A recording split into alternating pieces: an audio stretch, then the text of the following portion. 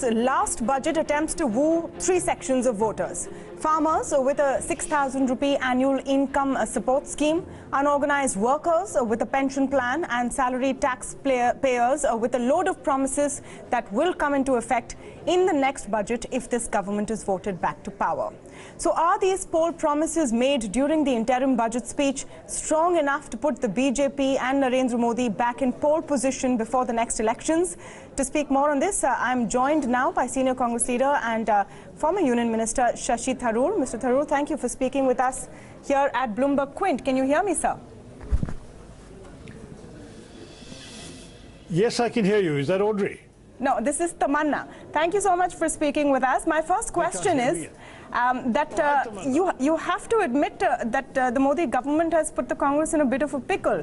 Your minimum income guarantee scheme is in a sense preempted by a farmer income support scheme that has already been announced, and the next government, whichever it may be, would find it very difficult not to implement the income tax relief that this government has already announced for next July. Look, on the income tax relief, I don't think we'll have a problem. I think it makes sense to do that. And as far as I'm concerned, you're looking at a government which has been dipping its hands into the pockets of the middle class for the last 3 years, including through swinging petrol taxes of 20 rupees per litre of petrol and excise duty and so on. So they're really giving back to the middle class what they've taken away with their other hand. And as far as I'm concerned, that's not a bad thing. As far as the other issue is concerned, however, the 6,000 rupees income support announced to farmers is not a minimum income guarantee. It boils down to 500 rupees a month, and nobody is going to be able to live meaningfully with honor and dignity, to use the minister's words, on 500 rupees a month. What the Congress party is talking about is a real minimum income. Also, this government has excluded landless labor, farm labor in the rural areas that don't own up to 2 hectares of land. They're excluded. The urban poor are excluded. Whereas what the Congress president announced is an intention to provide a minimum living income to people who are the poor, irrespective of urban or rural, whether they own land or do not. It's purely a poverty alleviation measure. So we will certainly be coming back to the nation with something far better thought out, more detailed than what the government is proposing, and it will also, if necessary, have to roll into it some existing subsidies so that the resultant sum of money available will be substantial enough to make a real difference to people's lives. 500 rupees a month just a minute, Mr. will Tharoor. not do it. So when Rahul Gandhi announced the scheme, there was no detail of what kind of a minimum income guarantee we're looking at. It was promised that it would be out in the Congress manifesto. Are we seeing a figure that would be more than 6,000 rupees a month in the Congress manifesto, which should be released shortly? I'm not going to preempt the announcements in the Congress manifesto, but I will tell you that the onus is always on the government of the day to come up with specific schemes, to work out the numbers and to present them to the nation. The government has all the resources, it has taxpayer-funded staff, it has the research capacity, it actually runs the budget. So of course it should be the government that first provides details and the opposition that responds. It's a bit, I think, unfair to be pointing the fingers at the opposition first, saying, where are your numbers? Our numbers will follow, but let's see what the government can do. If this is the best that they can do, it's not good enough. And you will see that our numbers are a good deal better. Okay, I request you to hold on. We're also joined now by Rajeev Chandrasekhar, BJP MP. Mr. Chandrasekhar, you missed perhaps the first comments that Mr. Tharoor made, but his point was that 6,000 rupees annually for farmers is just not enough. It works out to about 16.5 rupees a day, which would not provide dignity to farmers. Do you think that amount will be enough, even though the first 2,000 rupees should hit beneficial farmers before the elections, really?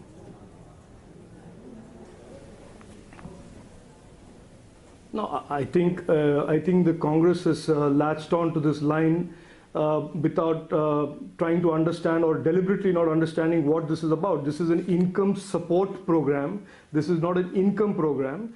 And the Prime Minister of India, Prime Minister Narendra Modi, is committed to an overall framework of transforming the economics of agriculture and transforming the economic lives of farmers. This is one element of it. There is the MSP element of it. There is the whole ecosystem of improving productivity and improving profitability of his crop. There is the insurance scheme. The income support is an element of transition support till the income of farmers will double, as the Prime Minister has laid out as an objective for his government. So to use just one piece of the overall ecosystem and say it is 17 rupees per day, etc., is to play politics at a time when I think politics is the main focus of the Congress. So I don't want to get into this debate about whether this is adequate, because this is what it is supposed to be. It's an income support to the farmer. This has to be seen as one piece of an overall set of initiatives that the government has embarked on for an overall outcome of doubling farm incomes by 2022. Okay, Mr. Chandrasekhar, you're saying that you don't want to talk about politics, but isn't this a political budget? Looking at the fact that income tax relief has been announced in a way that cannot be implemented right now. It's a preemptive announcement in a sense where you're expecting the next government, whichever it may be, to announce all of these income tax cuts and income tax relief next July after the elections. Do you think it's right to make these announcements now at the fag end of this government's tenure? No, Savannah, I didn't say I didn't want to discuss politics. I said I don't want to be baited into the Congress's politics of criticizing the budget. I will tell you what I believe is the strategy of the budget and what is the intentions of the government. It is the Congress's job to critique it and talk about it. But I believe, as I've said, this budget, and I've said this just before your program as well, this is not a budget that has to be seen as an election budget. This is the sixth budget of a 5-year term government, and this budget is not inconsistent with what the previous budgets have been. This budget is in continuum to the last 5 budgets. It has addressed the middle class, because the last 5 years the middle class has borne the brunt of the spending programs of the government for the poor in all of its schemes, and has done so, and the government has expanded this fiscal headroom and the fiscal capacity of the government without compromising on the fiscal consolidation goals and the fiscal prudence goals it had set for itself. So my point was that this is not an election budget or a political budget per se. Every budget is political. Every budget is, in a sense, part of a 5-year term of a government, and the 5-year term of a government is what goes to be discussed and decided by the electorate during elections. It's not one budget alone. Okay. Shashi Tharoor, I would like you to respond to the points that Rajeev Chandrasekhar is making. Let me respond to that, if I may, because there's something, I would very much like to respond to that, because first of all, for Rajeev to suggest that farmer incomes can double by 2020, as the minister said, is laughable, since that was the very promise that was made at the beginning of the BJP government's tenure, and far from farmers' incomes doubling, they've actually suffered a loss in real terms. Actually, input costs have gone up and their income has gone down, which is why you're seeing a record level of farmer suicides. And a farmer about to commit suicide is not going to change his mind because of 500 rupees a month. Let's be very blunt about the cynicism implicit in this particular assurance of the government's. It is, as the minister spelled out, it is 6,000 rupees to be paid in 3 equal installments, the first one immediately, which means all this is about is sending 2,000 rupees of the taxpayers' money to farmers in time for them to cast their vote in the coming elections. It is the most blatantly cynical vote-gathering exercise and has little to do with any serious actuarial calculations. It has very little to do with providing a meaningful support to poor people in order to alter their life circumstances. It really is about sending 2,000 rupees in the next few weeks. Well, good luck to them. I hope that farmers have better sense than to be taken in by this gesture. Yes, Mr. Chandrasekhar, I see you want to respond to that. Tamanna, Tamanna, this is pretty funny because the gentleman who's talking about cynicism should just rewind and go back to 2014 when his government did a 70,000 crore loan waiver on the election eve, got the fiscal deficit to spike to 6%, and did not believe that there was any cynicism at that stage. This step by this government is in contrast to what the Congress has done all its life, is a measured response to transforming the agricultural economy. And it's one step amongst a series of things it is doing over the last 5 years. Number one. Number two, the doubling of farm income goal was set out in 2017, not in 2014. Mr. Tharoor has obviously forgotten that little date. Number three, all of this is done, Tamanna, without upsetting the fiscal apple cart. And using Mr. Tharoor's favorite phrase of cynicism, 2014, in the name of the farmer, the then government destroyed the credit culture and destroyed any sense of fiscal prudence in the government. This government has spent 20,000 crores more this year for farmers, 75,000 crores next year for farmers, and still ends up with a fiscal deficit of 3.36 this year and 3.4 next year. That, in my humble opinion, and I'm not as erudite and intelligent as some people across the aisle, is, in my opinion, doing the right thing by the farmers and doing the right thing responsibly. Okay, I want to bring the focus back. As far as Okay, Mr. Tharoor, respond, and then I just want to move to other factors. But let me just respond on the yes. fiscal. Yes. On the fiscal deficit numbers, the fact is that every single year, without exception in these 5 years, the government has missed its fiscal deficit numbers, its projected numbers, and shifted the goalposts the following year. So if you go back to Mr. Jaitley's budget speech in 2014, you would have seen us at 3% 2 years ago. We're now at 3.4, and the projection is that we are on course, says Mr. Goyal, to be at 3% in 2020, and I don't believe it for a minute. The point is, these things are said to convey a certain reassurance, and as a good Indian, I'm very happy that the world may or may not be reassured. But the truth is, if you just go on factcheck.in today, you will see the number of claims Mr. Goyal made in his speech that were either inaccurate, downright inaccurate, or grossly exaggerated.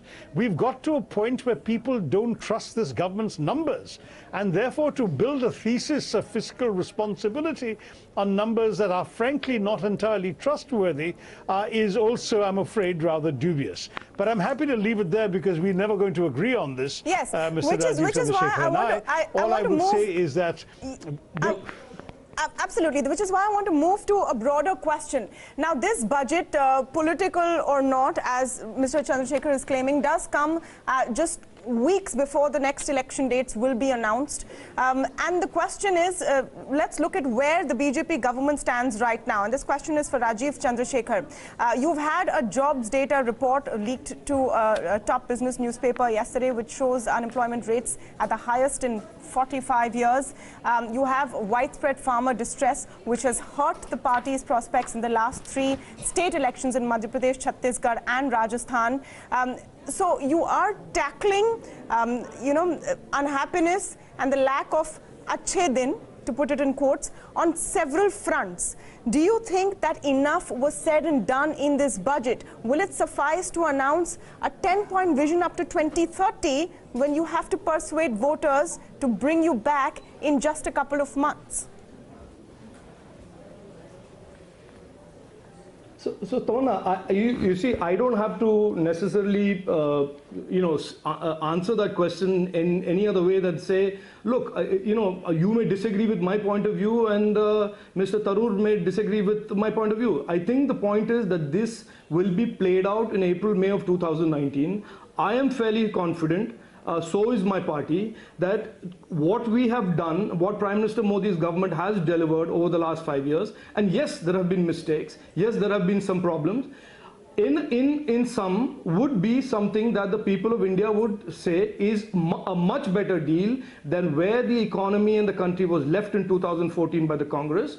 And yes, this marks also a good launch pad for the next coming decade in terms of high growth and prosperity for all. This is our contention, and it is not for me to persuade you or Mr. Tharoor about that. I think it is for the people of India to decide in April, May 2019.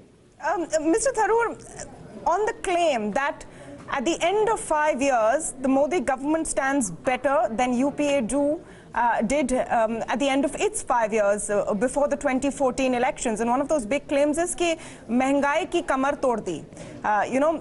The work done on inflation. Do you think that they have enough to go to the people? And of course, I trust that you will leave all the political rhetoric out of it and look at it dispassionately. Listen, let me say very honestly that obviously, given the fact that UPA-2 had an average crude oil price of $140 a barrel, and Mr. Modi's first 3 years were 40, 37 and 65 respectively, it seems to me that there was a windfall that obviously would have been reflected in lower inflation, because petrol prices and fuel prices affect every item in the economy. So clearly that was a windfall for the government. I still think, however, that they missed the opportunity to put more money in the hands of consumers by instead exploiting the windfall to actually tax the consumers more at the pump. So in the end, nobody actually got any benefit from the collapse of the international price of crude oil except the government. But look at the areas that have been left out, and I'll just take two. One is the entire employment situation. We have the NSSO report that says that 6.1% is the employment figure for 2017-18, a 45-year high. And if you look at it, it compares with 2.2% during UPA 2. And if you compare it to today's situation of the urban young, that is people between 15 and 29 are looking for jobs, 18.7% of urban males are unemployed. Now, this is a national crisis. The minister did not address it at all in his remarks, not even one sentence.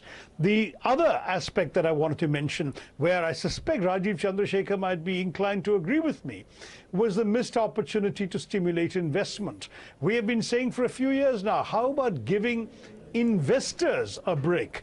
Why do you want to tax angel investment? Why don't you, for example, give a tax holiday to angel investors? It'll give real muscle to your Startup India scheme. Instead of which, all the government came up with last year, not this year, was a 3-year tax holiday for the profits made by startups. Well, how many startups actually make profits in their first 3 years? Very few. If you actually gave the angel investors a break, they might be able to pump more money into startups. So there are missed opportunities staring us in the face that have been pointed out by the opposition in each of the last 2 budget debates. Mr. Chandrasekhar, of course, you must respond to those points, especially about jobs and startups. And then I want to come to you on the MIG, or the Minimum Income Guarantee Scheme. But first, please to respond to the 2 points that Shashi Tharoor raised. No, so I think, this is, with great respect to the former minister of the Congress government, I think there is a double speak on this oil windfall that needs to be busted. I think what they refused to say and complete the narrative on was that when they left government, they left the oil marketing companies saddled with almost 3.5 lakh crores of sovereignly guaranteed debt, which had to be paid off by somebody. And that is what the government used a large part of the oil, so-called the windfall, to do, which is to recapitalize the oil marketing companies that were almost near bankrupt in May 2014. So, I just want that for everything that they said, that you complete the second part of the narrative. The second part about this NSSO thing, Tamanna, and I want to spend some time in explaining my point of view. I know yesterday that Niti Aayog tried to say something. I wasn't particularly pleased with what they said. Yeah, just an aside, what was that press conference? That was a really weak defense. But, anyway, you admit that as well, so do continue. Yeah. Anyway, so yeah, I mean, the NSSO survey, please understand, is a survey that was conducted right after DeMon and GST, and it was in the midst of the GST. So it is obviously picked up in the informal sector, the chaos and the churn that was happening post DeMon in the short term and post GST in the short term. If you look at 2018 budget, that budget specifically talked about the need for transition support for the chaos and the disarray that was caused to the informal sector. Everybody knew that DeMon and GST would cause problems in the MSME sector and the informal sector. And budget 2018 addressed that. So I am not even contesting that the NSSO may have taken a snapshot of what was obviously a very chaotic situation after GST and DeMon. I'm not even arguing with that. But please understand one thing, to argue that that in a sense reflects overall job loss is to ignore the strong expansion of the formal sector with the EPFO data. The strong investment record of almost 12 lakh crores in infrastructure by the public sector alone in the last 4 years. And it's to ignore every other indicator that says that in the formal sector job increase is on the move. Now we must accept, and this is not political, that the data that we have is on the informal sector, which is what the NSSO is supposed to represent, is at best what a survey is. And you've heard of surveys being a sample. It depends on the sample set, it depends on the timing, it depends on many factors. And I'm not suggesting at all that the survey is wrong. But post that survey, a number of things have happened, including budget 2018 and now budget 2019, that are expressly targeting the informal sector. So I would argue here that the job picture is not as bleak as the Congress would like us to believe. You know, the problem with that survey story, Mr. Chandrasekhar, fine. I get your point. But the problem with that survey story, it was also the hesitant to release it. I don't say stories. Okay. The problem with the whole survey situation is the hesitance of the government to release that data. You had 2 members of the NSC who quit over that. And then the data happens to paint the government in an unflattering light. That is a question that you must pose to the government, and I think that's a legitimate question, saying why was that survey not released and why did these members quit? I think that's a legitimate question to be posed, and somebody should answer that in a better form that the Niti Aayog answered yesterday. Okay, Mr. Tharoor. The last point. Also say that while Rajeev. I just want to finish, Tamanna. That last point that Shashi mentioned was about investment. Yes, okay. Yes, Rajeev, do continue that point. Yeah. No, Shashi, no. I'm not conceding anything. This is not a game that we are playing about conceding, or this is not some, we are having a conversation. So I'm not conceding anything on what you said. Mr. Chandrasekhar, please continue. Please continue your investment point. Yes. Yeah, so no, I think Shashi Tharoor talked about investment. Now again, it is to gloss over the reality that in 2014 the main engine for investment in India, which is the credit delivery system, which is the banking system, was broken. You know it, Tamanna, 80% of capital that goes into investment in India is credit. Out of 80%, 70% is public sector banks. i.e. 56 to 60% of the total capital that goes to fuel economic activities in India was broken from May 2014. It is only now getting repaired. It is only now that credit in an organized manner is coming from the public sector banks back into the system. So if the investment was stalled on account of domestic investment, it was made up to a large extent by the consumption side of the economy, but there was a reason for why domestic investment stalled, and that reason was the broken banking system that was a gift from Shashi Tharoor's government to this government in May 2014. Your response to that, Mr. Tharoor?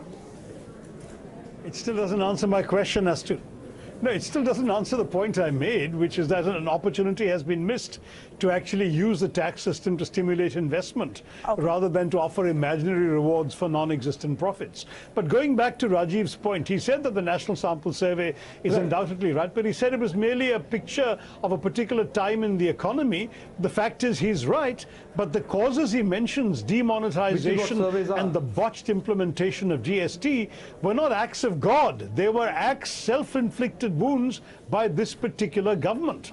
And therefore, the actual consequences being borne by the Indian citizen are consequences born of willful decisions taken by the government whose policies Mr. Chandrasekhar is defending. So my point is that, of course, demonetization causes damage. Of course, the botched, hasty and inept implementation of a multi-layered GST caused some damage. But who did that? It was the government of India that did it, and that's why they don't deserve a second chance. Finally, as far as the job situation is concerned, if you want to move beyond the NSSO, which you say is a snapshot of a particular time, let's look at the latest report of the All India Manufacturers Organization, which says that since 2016 November, 3.5 million jobs have been lost in India. That's a two-year period they're talking about. 3.5 million jobs lost. So I'm afraid we're looking at, that's a very conservative figure, because, you know, the Center for the Monitoring of the Indian Economy actually put the figure at 11 million, 1.1 crore last year alone.